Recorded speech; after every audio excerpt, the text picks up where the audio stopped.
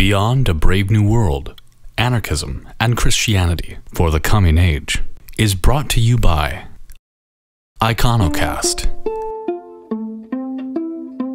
Jesus Radicals, and Missio Dei.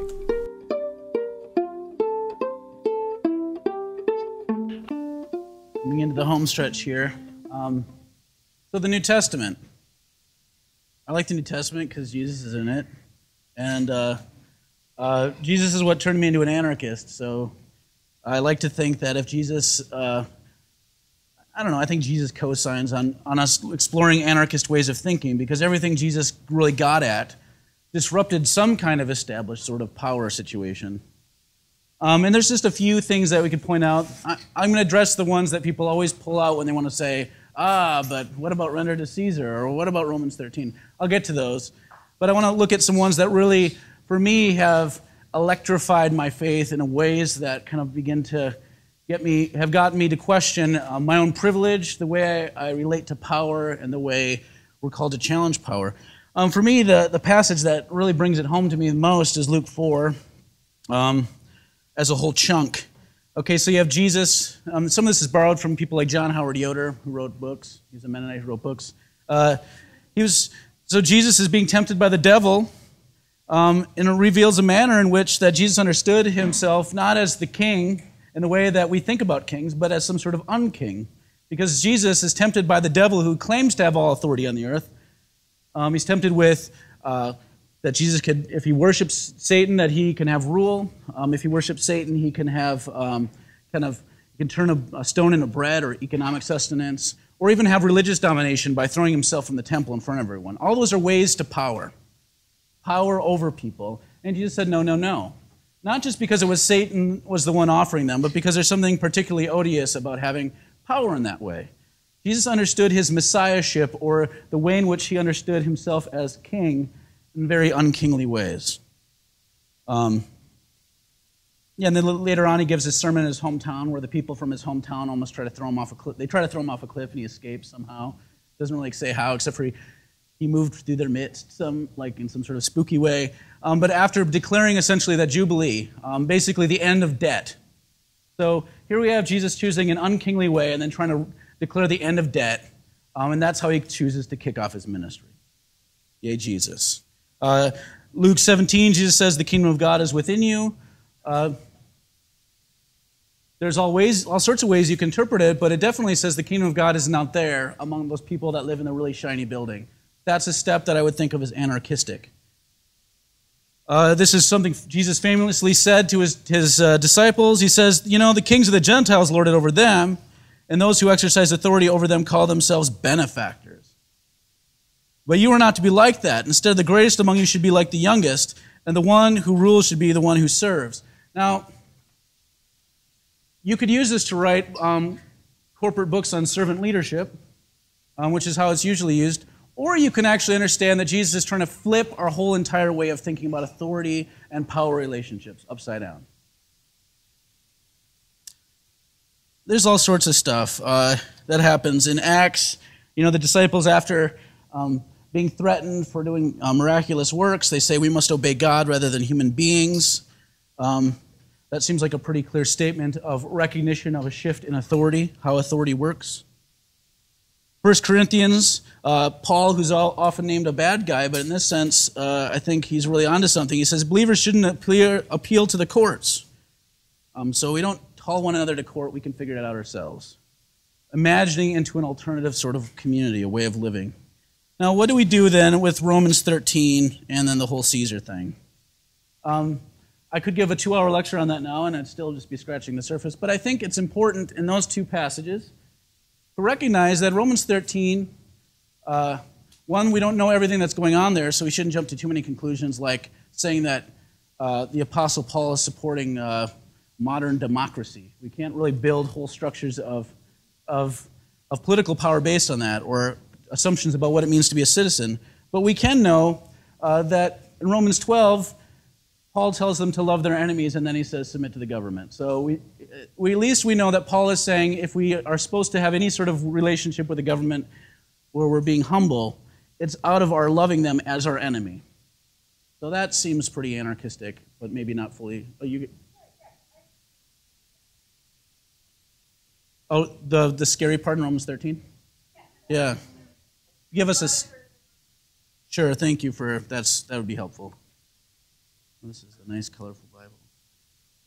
Yeah, the part that really gets people anxious, including myself, in Romans 13, the scary part is everyone must submit himself.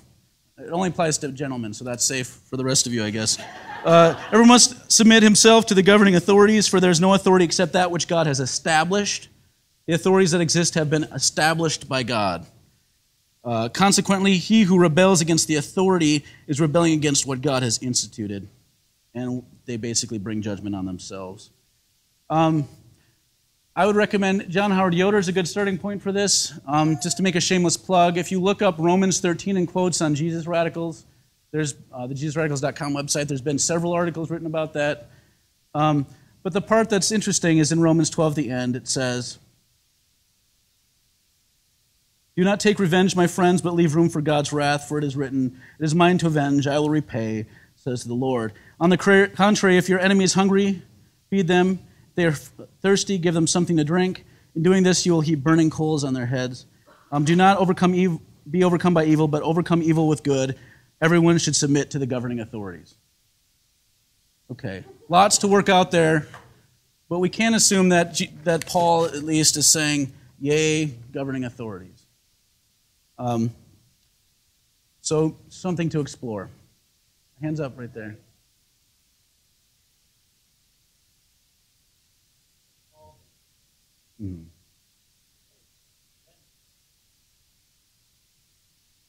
Yeah, and that's usually where people will helpfully point out that submit, in this context, probably means more like turn the other cheek than it does like, yes, master, I obey you. You're right. The other part is the idea, the way that governing authorities have been established by God. There's a reason that the word's interpreted that way, and it's not necessarily because it's the best word choice. It's because usually governments have paid for translations of the Bible, right? King James, people in power have chosen words that make the most sense to them, not the ones that necessarily would make the most sense to everybody, especially the people that are stepped on the most. The other thing is, render to Caesar what is Caesar's, and the Lord what is Lord's, or the God what is God's. Lots could be said about this. I kind of like just pulling out a Dorothy Day quote and then let people sit with it. She says, "If we rendered unto God all the things that belong to God, there'd be nothing left for Caesar." That might just seem clever, but the more you think about it, or the more I think about it, the more it kind of settles it for me. The question is what is Jesus really getting at in this passages where he's talking about Caesar? Is he saying, hey, we should have a view called two kingdoms, where basically when it comes to all the spiritual junk, we submit to Jesus or God, and when it comes to all the political stuff, we have to be good citizens, and then if they kind of overlap, we have to figure out maybe we should err on the side of God? That's kind of usually how people think. Is that what Jesus is getting at? Or is there something much deeper going on? I raise that question. I tend to think there's something going on there that's trying to expose the nature of how money functions in our societies.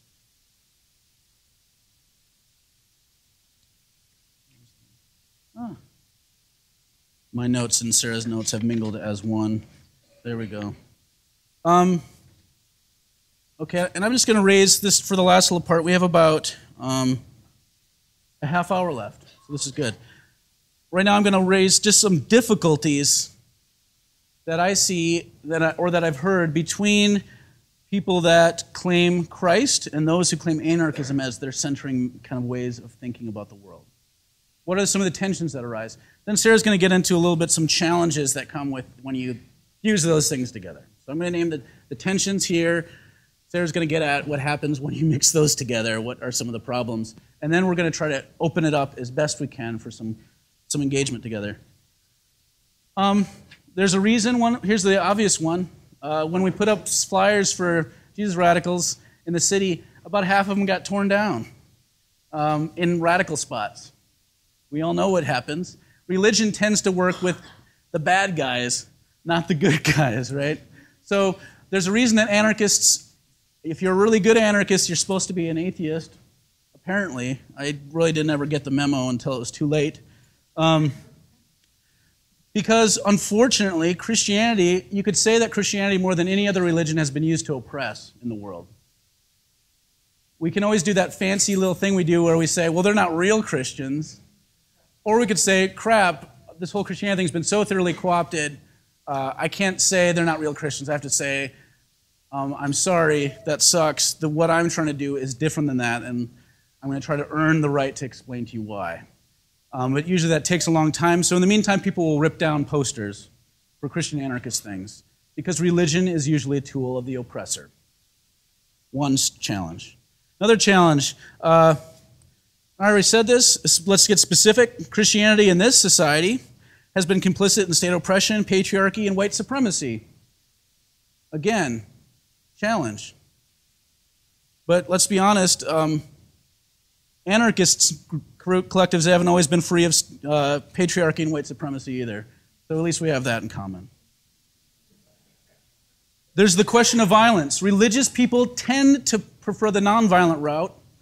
Most of the West and Eastern European anarchist strands that come out have been more positive about the effective usefulness of violence used in strategic and helpful ways at overthrowing oppressors.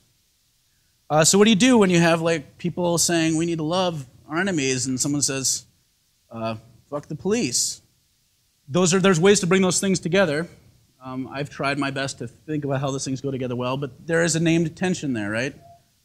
How much stuff, when can you blow up something? Becomes a question that has people talk about, right? It's how do you know what is acceptable? Because we're called, as followers of Jesus, to have our prime impulse be love. But at the same time, we're trying to name that the fact that there's something that's an enemy that we're trying to overthrow in some manner. How do we do that? The other problem I already mentioned is this thing that's a tension is Christians have by and large found a way to get around all this trouble by having a two kingdoms view. We saw this most grossly in Nazism and in the contemporary United States, where you have people that somehow claim Jesus, but then can, on the one hand, saying, I love everybody, I don't hate anybody, I love everybody, and then on the other hand, being complicit in structures of oppression because they think it's not my fault, that's just the society I live in, or that's what my commanding officer ordered me to do, or you fill in the blank. So there's this sense of dual allegiance that even among Christian anarchists, I'll still have this thing where I see this among Mennonites sometimes. Older Mennonites in particular I heard an older Mennonite who's a pacifist thank God for the fact that the U.S. was sending troops to secure our freedom. And when questioned, the response was, as a Christian, I cannot do violence, but I'm glad that God is using the state in such ways. This is not an uncommon view, and it filters into all sorts of people. People that we probably would respect that sometimes have these brain lapses where they separate out their allegiance to Christ and their allegiance to resist, or their responsibility to resist some of the gross things in our world. So those are some of those tensions. I kind of also had the violence issue as one of my tensions, so I'll just get that out of the way now. Particularly as a Christian anarchist, to what extent can I be insurrectionary? And to what extent can I really resist the government? There are some people who would kind of take a opt-out route to anarchy. This idea of just creating like an autonomous zone where you just try to deal with everyone else as little as possible and be free. And I have a lot of respect for that, but I also feel like I want to do more to resist. And the question of how and to what extent we can do that is a challenge and a topic of discussion within Christian anarchism. I would also bring up how we understand authority in the church to be a really important question. Just because we don't have specific pastors or leaders doesn't mean that some people don't speak with something like authority at times. And what do we do with the idea that we should submit to that if that comes up? And how do we discern when to do that and what that looks like? And particularly in terms of discipleship, how do we do discipleship within Christianity and also be anarchist about it? because I feel like Christianity is a way of life. It's not just something that you just figure out. I don't think any Christians, at least in the early church, ever thought this way. It's not something you just like become a Christian and then you are just a Christian and you don't need to learn from anyone else. There's a strong history and tradition of discipleship, and I don't want to just throw that out. But I also see how it can be ugly sometimes. Another part of that for as a Christian living in Christian communities is how do we acknowledge or how do we create boundaries within our communities? And so particularly in terms of like who do we consider members or family within our Christian communities and do we do that at all, or is that just exclusionary? And does that create its own kind of hierarchy? The question of property I already brought up as being something that the early Christians talked about and tried to figure out. We can sometimes when no one's an owner of something, then no one takes care of it either because there's no stewardship. And it was very clear that that question of stewardship came up early. And so what do we do with that? I thought I was really interested in the Didache, which I mentioned earlier. They talk about giving everything that you have to anyone who asks for it. But then they also talk about the responsibility of the person who asks, basically saying, like, if you ask for something and you don't need it, then you're going to be held accountable for what you just did by someone, by God, I guess. But then there's like this weird phrase that says, let your alms sweat in your hand until you decide who to give it to or discern who to give it to, which one way of looking at it could be you got to get rid of anything extra that you have as soon as possible because it's sweating in your hand, which I like a lot. The other way to think about it could be, though, you're figuring out who to give it to. So there's still some kind of discernment in that. If I don't believe that there's property, why would I have the right to do that at all? So it's a question. And then my final one that was just kind of getting on my nerves this whole time while I was reading that, while I was kind of preparing this, was the kind of European and masculine dominance within anarchy, and within anarchism as like a thought or theory. And then I have questioned a lot myself, at least, how important it is to kind of create a movement around the idea of an anarchist, given that it's so masculine and Eurocentric. In particular, I've read a lot of kind of ethnographies, and I was introduced to anarchy through non-Western people. I still haven't read Bakunin. I haven't read all those other people whose names I can't pronounce. I know, sorry. Which is why I didn't do that section. And yeah, I feel like I've kind of gotten the idea about anarchism still. And so I would question, and coming to anarchism through Christianity and through my faith, I personally question how important it is to identify as anarchist politically. And there's challenges, I think, in that.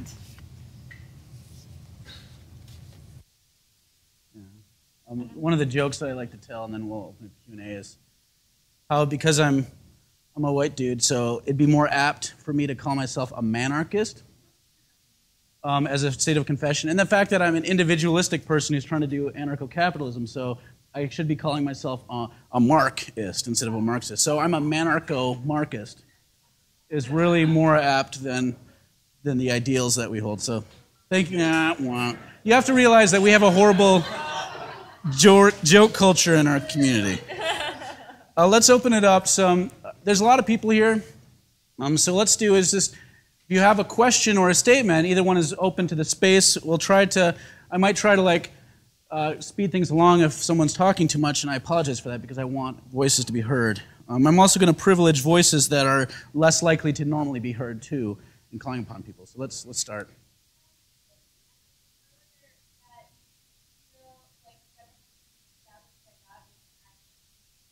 Mm-hmm.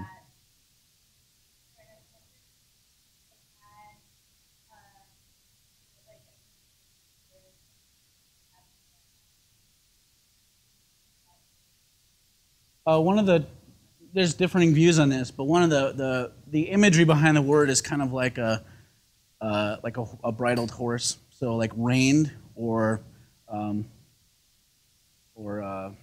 maybe managed, something kind of that shows more of a passivity, like that instead of God establishing and building something, God is kind of steering or directing, which might not make things better, but it kind of gets at a different sort of imagery of possibilities, that the government is restrained by God.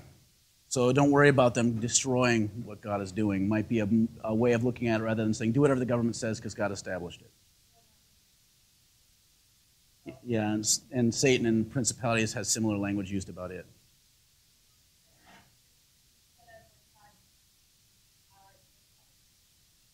Yeah, that could be a way of looking at it, which raises other sorts of challenges, but it's easier to work with, I think, when we're trying to have a more honest view of the state. There was other hands up. I saw your hand up right there.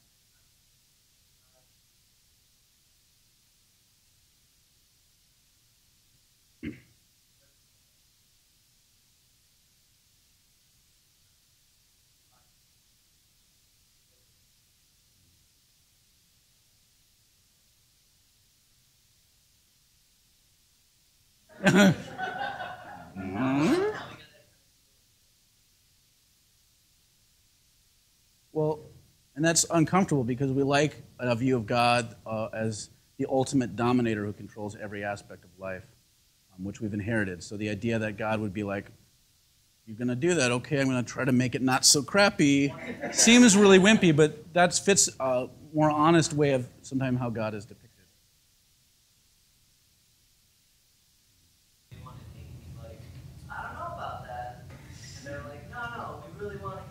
So then, what's God going to do? They're still his people. But he tries to sort of steer them.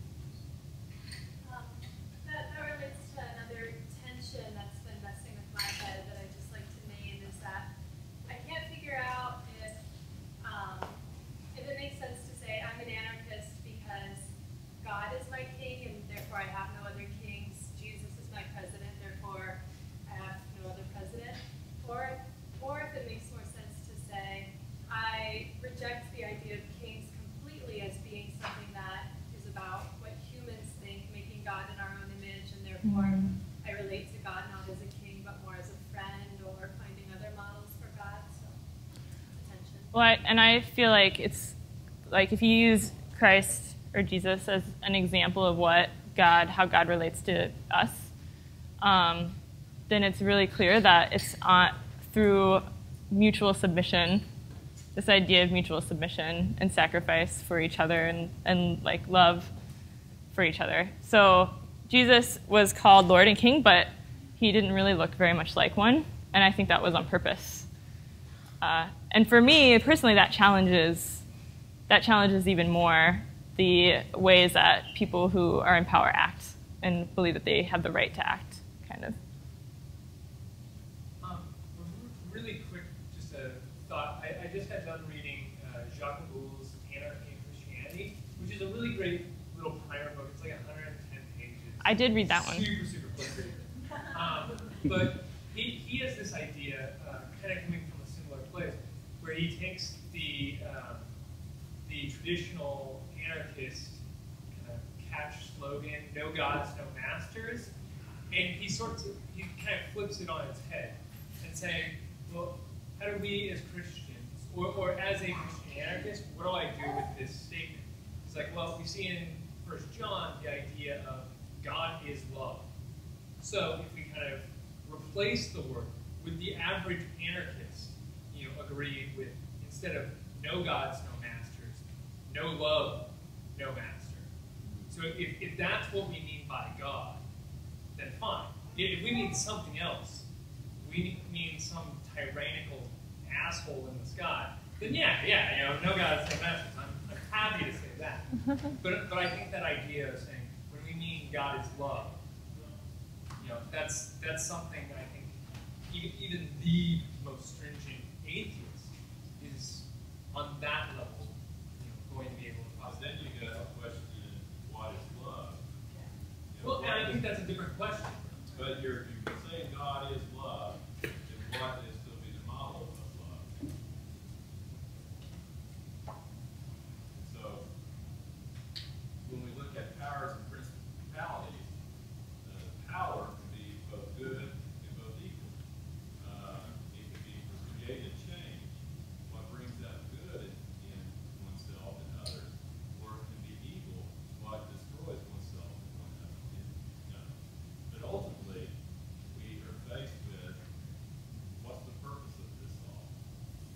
who is God and what does God expect of me?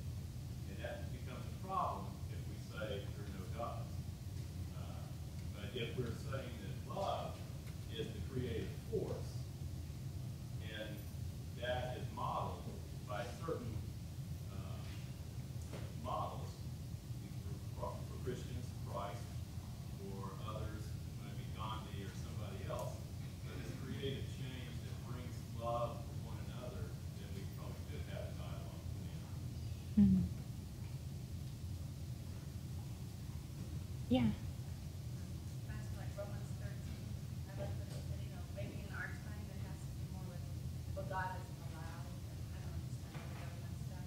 Uh-huh. But at the end of that chapter, it says, "Let no debt remain outstanding, except in doing that to love one another. For he who loves his fellow man has fulfilled the law. The commandments: do not commit adultery, do not murder, do not steal, do not covet, whatever other commandment there may be. For summed up there is one rule: love your neighbor as yourself. Love does no harm to his neighbor. Therefore, love is the fulfillment of the law." Mm-hmm. The very last verse says, "Clothe yourselves with the Lord Jesus Christ, and do not think about how to gratify the desires of the sinful nature." So then Mm-hmm. there's tension. It's living like Christ wants us to live in this world, but whatever. Could everyone hear that okay? I think you were saying that the idea is living in the world, but as Christ's kingdom, or as God's kingdom, which some people like to say kingdom, right? And I think that's kind of get at the idea more in our own language, this idea of Christ's family. I like the word kingdom because it's, I guess maybe I'm just traditional. I don't know. We could talk about that more. Yeah. You both touched on the idea of not just like withdrawing from society as a way of protecting authority, but actually exchanging that into something proactive. And I'm wondering what your personal thoughts are on to what extent do you go to liberate people and creation from that abuse of authority. Mm. Yeah. What do people think?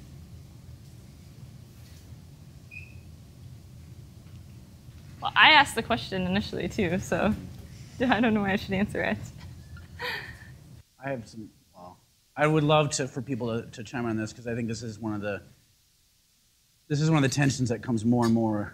I think for a lot of communities. The question was like, what can we proactively do to engage or resist, besides simply the act, or only the act of kind of creating autonomy apart from. Right? Is that a fair representation of that? I think to me, that I don't have lots of completed views on these sorts of things, but I have questions that I think I keep in mind when looking at situations. One,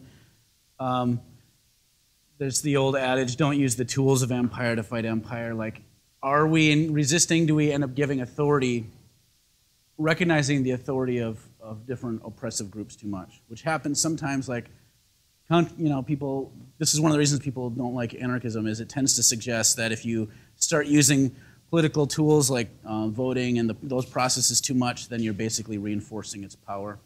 That's one of the questions. The other piece of it is really scary to me, like, because when predominantly white folks start talking about joining resistance, it can quickly lean towards co-opting on-the-ground resistance that's authentically being done by folks in the so-called developing world or marginalized folks. And so that's a question. Can I be a part of something without me co-opting it? The question, is like the question of love. So this is where I've heard someone say, to get at this, fuck the police, love the police officer, right? It's the kind of the spin on the old love the sinner, hate the sin thing, but with some interesting flavors thrown in. To me, personally, the most I feel confident saying for my own struggle is to say we don't want to undervalue the role of autonomy, because autonomy could be a bunch, like 4 people living in a house with a garden, or it could be the Zapatistas. And so there's a wide range of options, although the Zapatistas, to get autonomy, had to do some resistance. So the question is, can you sustain yourself with just resisting things what does it look like to establish a place of autonomy and recognize that in order to secure it, you have to engage in some sorts of personally, I'm nonviolent, so nonviolent action, but to me, nonviolence doesn't include non-living things. So I don't theoretically sweep the idea of blowing something up off the table. I hope none of you are federal agents right now. I've never done that, for the record. Nor am I ever planning on it, theoretically. So those are the questions that come up. And it's a big issue. And in the meantime, a lot of people spend lots of energy running around in circles trying to figure out what they can do to bring change. Every older, wise activist that I've talked to as they approach their twilight years has started developing something kind of like a mystical idea of you've done what you can, it's enough, leave it to God, which seems to me as a 35-year-old is unsatisfying, but I recognize the wisdom in the idea of hope as the thing that keeps us going. That I can't, through my righteous anger, bring about change necessarily, but what I can do is be faithful with what's before me. We can be faithful with what's before us and trust that it can be enough for now.